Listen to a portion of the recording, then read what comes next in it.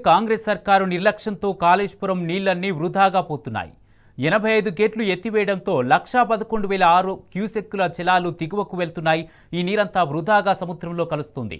అదేవిధంగా 2 పిల్లర్లు కుంగితే మొత్తం బ్యారేజే కూలిపోయిందని ప్రచారం చేసిన కాంగ్రెస్ ప్రభుత్వం ఇప్పుడు వాహనాల రాకపోకలను అనుమతించి ప్రాజెక్టు మొత్తం కూలిపోవాలనే కుట్రకు తెరలేపింది. మేడిగడ్డ బ్యారేజ్ వద్ద ప్రభుత్వం సెక్యూరిటీ గార్డులను తీసివేసింది. దాంతో రాత్రి సమయంలో ప్రాజెక్టు మీదుగా భారీగా వాహనాలు వెళ్తున్నాయి.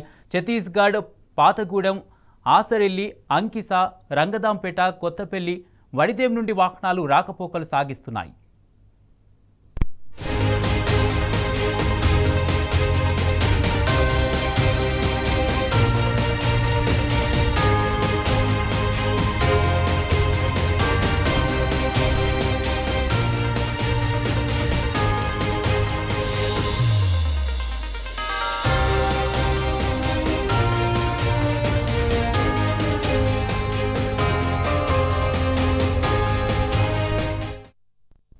కాంగ్రెస్ సర్కారు నిర్లక్ష్యంతో కాళేశ్వరం నీళ్లన్నీ వృధాగా పోతున్నాయి.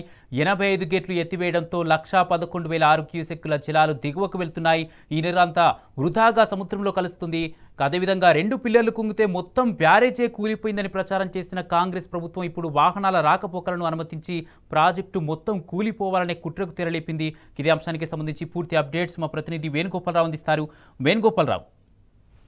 Kumar, good morning. ఇటు చూసుకుంటే ఇటు మేడిగడ్డ వద్ద ఈ రోజు 1,11,000 క్యూసెక్ల నీరంతా కూడా 85 గేట్ల ద్వారా వృధాగా వెళ్తున్నటువంటి నేపథ్యం కనిపిస్తుంది కుమార్. అంటే గతంలో కూడా ఇది మేడిగడ్డ విషయానికి సార్ యాక్చువల్ గా దీంట్లో అయితే 16.17 కెపాసిటీ ఉంటుంది. 42 కిలోమీటర్ల బ్యాక్వర్డ్స్ ఉండే అవకాశం ఉంటుంది. దీనికంటే ఒకవేళ గేట్లు అయితే కానీ 2 గేట్లు సంబంధించి 2 పిల్లర్లు కుంగాయని చెప్పి గత సంవత్సరంలో కాంగ్రెస్ సర్కార్ దీనిపై అంటే కనీసం పట్టించుకునే పాపాన పోవట్లేదని చెప్పి కూడా రైతాంగమే కాదు స్థానికులు కూడా చెప్తున్న నేపథ్యం అయితే మనకు కనిపిస్తుంది. ఎందుకంటే ఇటు కాళేశ్వరం ప్రాజెక్టు ప్రత్యేకంగా చూసుకుంటే నీళ్లు మన పక్కన గోదావరి పోతున్నా కనీసం సాగు నీరు లేదనే నేపథ్యంలోనే గతంలో బీఆర్ఎస్ సర్కార్ కేసీఆర్ స్వయంగా దీనిపై ప్రత్యేక దృష్టి సారించడం కాదు, తెలంగాణ బీడు భూములను సస్యశ్యామలం చేయాలనే ఒక లక్ష్యంతో కాళేశ్వరం ప్రాజెక్ట్ అనేది కట్టినటువంటి పరిస్థితి. అంటే 2 పిల్లర్లలో మరమ్మతులు చేయకుండా సంవత్సరాల నుంచి కూడా దానికి ఎటువంటి రిపేర్లు చేయని నేపథ్యంలో గతంలో చూసుకుంటే కుమార్ ఇదే సంవత్సరంలో గతంలో 25 లక్షల క్యూసెక్ల నీటితో వెళ్ళినటువంటి నేపథ్యం ఇది ఇవన్నీ కూడా సముద్రంలో కలిసినటువంటి నేపథ్యం.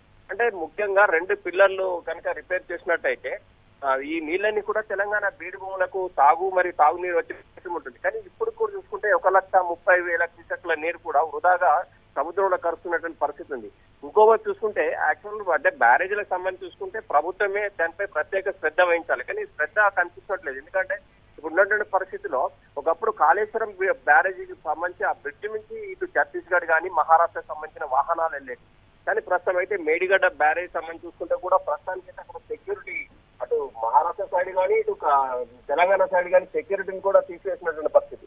ఈ నేపథ్యంలో ఇటు మహాదేవ్పూర్ బండ అంబట్పల్లి ఏదైనా ఈ మేడిగడ్డ చూసుకుంటే ఇటు పెద్ద ఎత్తున వాహనాలు వెళ్తున్నటువంటి పరిస్థితి. అంటే మినిమం అయితే వేణుగోపాల్, సెక్యూరిటీని ఎందుకు తీసేశారు? దీనికి సంబంధించి అధికారులు ఏం చెప్తున్నారు? అంటే ప్రత్యేకంగా ప్రభుత్వానికి నిర్లక్ష్యం మనకు స్పష్టంగా కొట్టొచ్చినట్టు కనిపిస్తుంది. అంటే సరే దాన్ని రిపేర్లు చేసినా చేయకపోయినా కనీసం బ్యారేజీని రక్షించాల్సిన బాధ్యత ప్రభుత్వంపై ఉంటుంది కుమార్. కానీ ప్రస్తుతం అది కూడా లేనట్టుగా మనకు అనిపిస్తుంది. ఎందుకంటే భారీ వాహనాలు కూడా వెళ్తే బ్యారేజీ ఇంకొద్దిగా కూడా పూర్తిగా నాశనమయ్యే ప్రమాదం స్పష్టంగా కనిపిస్తుంది.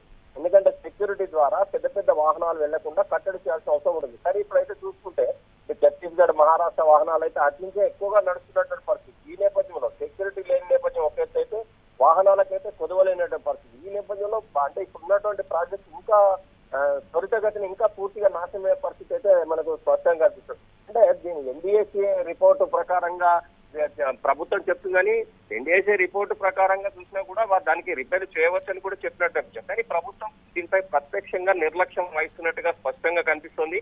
దీనికి అనుగుణంగా చూసుకుంటే ఇప్పుడైతే 1,30,000 క్యూసెక్ల నీరు పోతుంది కుమార్. ఇంకా 4 రోజులు అయితే మహారాష్ట్రలో పెద్ద ఎత్తున భారీ వర్షాలు కురిసే అవకాశం ఉంటుంది. ఒకవేళ ఇట్లా కనుకుంటే ప్రాణహిత గోదావరి పెద్ద ఎత్తున వస్తుంది. అంటే లాస్ట్ టైం చూసుకుంటే 25 లక్షల క్యూసెక్ల నీరు పోయినా కూడా ఇటు పిల్లలకు ఎటువంటి ప్రమాదం జరగలేదు.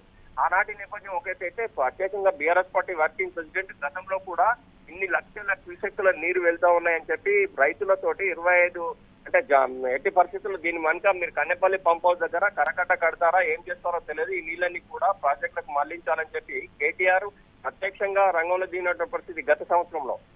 కానీ ఎట్టి పరిస్థితుల్లో ఈ కన్నెపల్లి పంప ద్వారా నీళ్లు పంపింగ్ చేయవచ్చు, పిల్లలతో దీనికి సంబంధం లేదని కూడా చెప్పిన నేపథ్యం. అంటే ప్రస్తుతం అయితే ఇదే విధంగా అంటే లాస్ట్ టైం అట్లా చెప్పిన వెంటనే ఎల్లంపల్లి ద్వారా నీళ్ళన్ని కూడా నింపి బ్యారేజ్ నింపినప్పుడు అంటే ఇప్పుడు కూడా మళ్ళా మహారాష్ట్రలో భారీ ఎత్తున కనుక వర్షాలు పడతాయి కుమార్, లక్షల క్యూసెక్ల నీరు మళ్ళీ వరద వచ్చే అవకాశం ఉంటుంది. మళ్ళా కనుక దీన్ని రిపేర్ చేయకుండా పంప్ హౌస్ ద్వారా నీళ్లు ఇవ్వకుండా ఈ నీళ్ళన్ని కూడా ఈ లక్షల క్యూసెక్లు సముద్రం పాలే అవకాశం ఉంటుంది.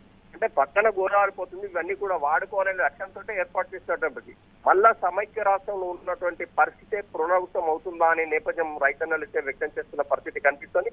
ఏదేమైనా కానీ ఇప్పుడున్న పరిస్థితుల్లో 1,30,000 మాత్రం ఇప్పుడు పోతున్న పరిస్థితి.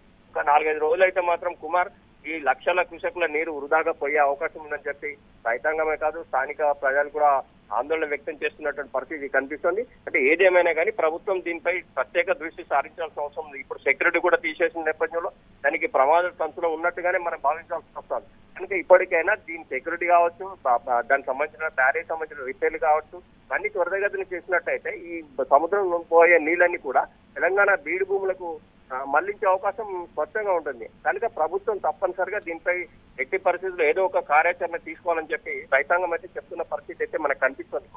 Right, thank you Venugopal.